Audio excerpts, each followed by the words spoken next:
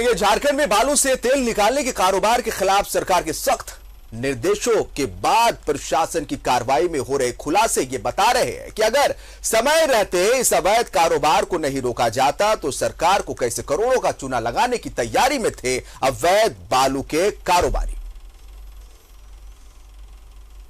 अवैध बालू के कारोबार के खिलाफ कार्रवाई।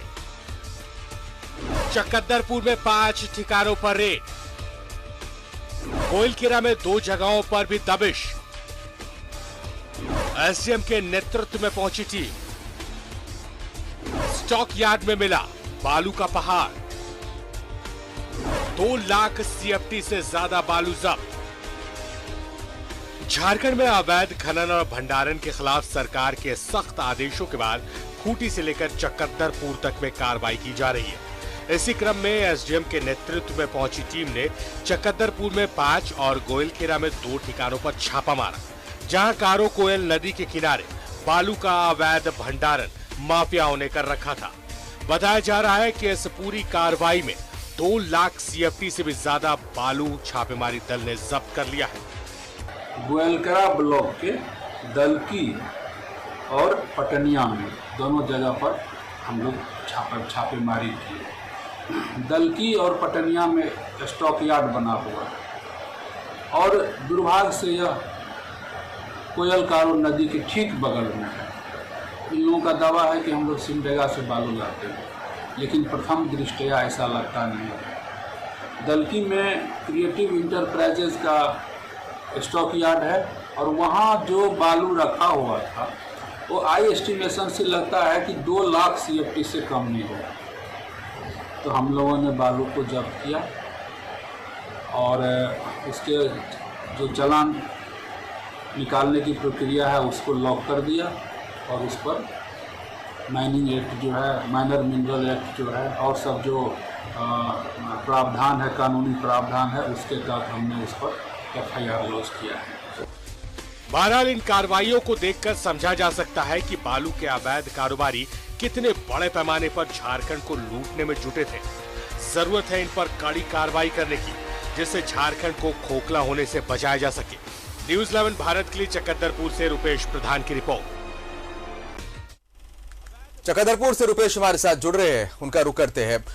रुपेश, देखिए, सरकार सख्त निर्देश देती है कि अवैध बालू का खनन ना हो, अवैध बालू की ढुलाई ना हो। प्रशासन को खास करके सख्त निर्देश दिया जाता है, प्रशासन कार्रवाई करती है, लेकिन प्रशासन की कार्रवाई के बाद यह खुलासा होता है और आम लोगों की आंखें चौंक जाती है यह देखकर कि किस बड़े स्तर पर अवैध बालू का खेल खेला जा रहा था। अवैध बालू के कारोबार के जरिए किस तरह से करोड़ों का राजस्व का चूना सरकार को लगाया जा रहा था। रुपेश,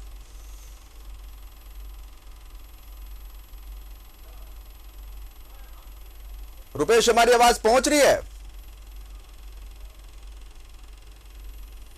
कुछ तकनीकी खामियां आ रही है, चाहेंगे दुरुस्त कर ली जाए। रुपेश अपना जी बोलिए। ये किसान, कल जब राज्य सरकार द्वारा अवैध खनन के बारे में सख्त रुख अख्तियार किया गया है, तो उसके बाद से यहाँ जिला प्रशासन और अनुमंडल प्रशासन भी अब बालू के कारोबारियों पर सख्त रुख अपनाया जा रहा है, जिसमें कल चकद्दरपुर अनुमंडल के गोइलकेरा में एक बालू लदा हाईवा पकड़ाता है। टास्क फोर्स द्वारा जब इस बालू लदे हाईवा को पकड़ा जाता है तो उसके द्वारा जो चालान शो किया जाता है उस पर संदेह होता है और तब पुलिस द्वारा उस वाहन को जब्त कर खनन विभाग को वहां बुलाया जाता है और जब उस चालान की जांच की जाती है तो वो फर्जी निकलता है।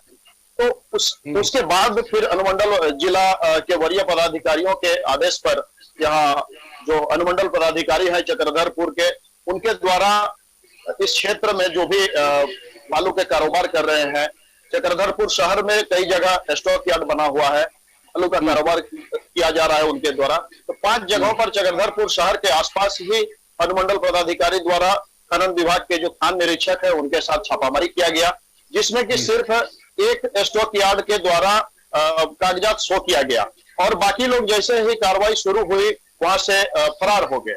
जैसे ही उन्हें जानकारी मिली कि छापेमारी हो रही है, बाकी 4 जगहों से जो बालू के कारोबार करने वाले हैं वो वहां से फरार हो गए। उसके बाद अनुमंडल पदाधिकारी द्वारा गोइलकेरा क्षेत्र में छापेमारी की जाती है, जहां 2 स्टॉक यार्ड में गोइलकेरा प्रखंड, गोइलकेरा थाना क्षेत्र के दलकी और उसके पास और एक जगह छापेमारी की जाती है। तो एक जगह भारी मात्रा में 2 लाख से अधिक CFT बालू की जब्ती की जाती है। वहां जब कागजात सही नहीं पाया जाता है तो वहां, और दूसरी बात यहाँ आश्चर्यजनक बात ये आ रही है जिसके बारे में आज खनन पदाधिकारी जो SDO है उनके द्वारा कहा गया कि ये जहां पर स्टॉक यार्ड बना हुआ है, खनन विभाग द्वारा स्टॉक यार्ड का लाइसेंस जो दिया गया है, वो जगह यहाँ पास से गुजरने वाले कारो कोयल नदी के पास स्थित है।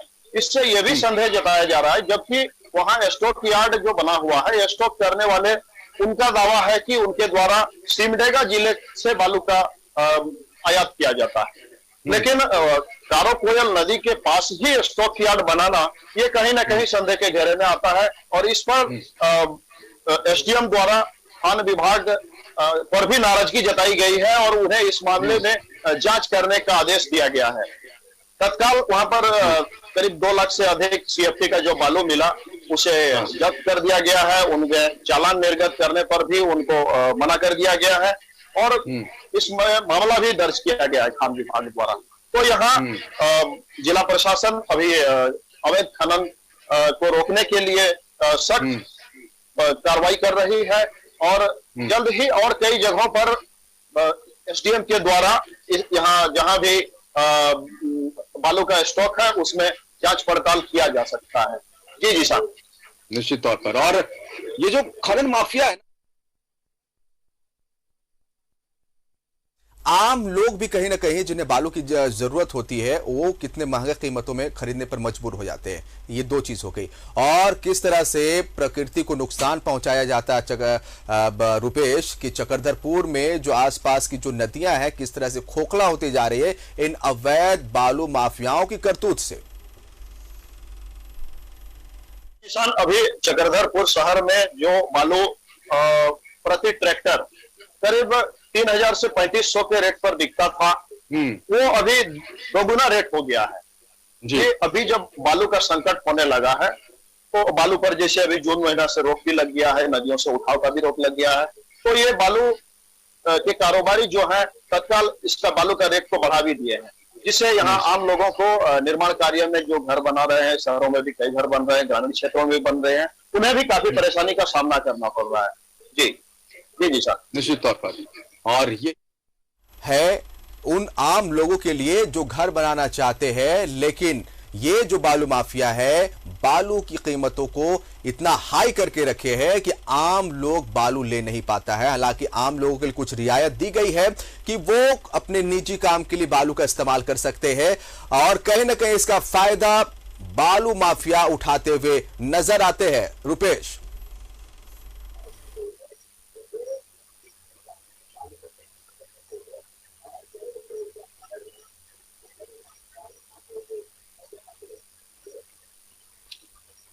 रुपेश, बोलिए।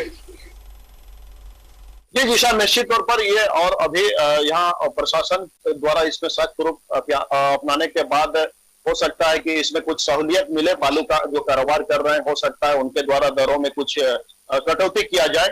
और इस बारे में जैसे आज अखबारों में भी इस मुद्दे पर सुर्खियां बनी है कि जो बालू करीब 3000 प्रति ट्रैक्टर मिलता था वो अभी 2 गुना रेट करीब 5000 के आसपास बिक रहा है। तो अभी जिला प्रशासन द्वारा सख्त रूप अख्तियार कर किए जाने के बाद हो सकता है कि इसमें कुछ लोगों को सहूलियत मिले। निश्चित तौर पर, और इस सहूलियत मिलनी भी चाहिए। बहुत शुक्रिया तमाम जानकारी के लिए। तो एसडीएम के नेतृत्व में टीम ने छापा मारा स्टॉक यार्ड में, किस तरह से बड़े पैमाने पर बालू को स्टॉक करके रखा गया था, पूरी जांच चल रही है यहां पर। लेकिन एक बात तो तय है कि सरकार की सख्त निर्देश के बाद जिला खनन टास्क फोर्स रेस में आया, जिला प्रशासन रेस में आया है और अब ये खुलासे हो रहे हैं कि कितने बड़े स्तर पर ये बालू माफिया झारखंड के राजस्व को नुकसान पहुंचा रहे थे और ऊंची कीमतों में बालू, अवैध बालू को बेच रहे थे।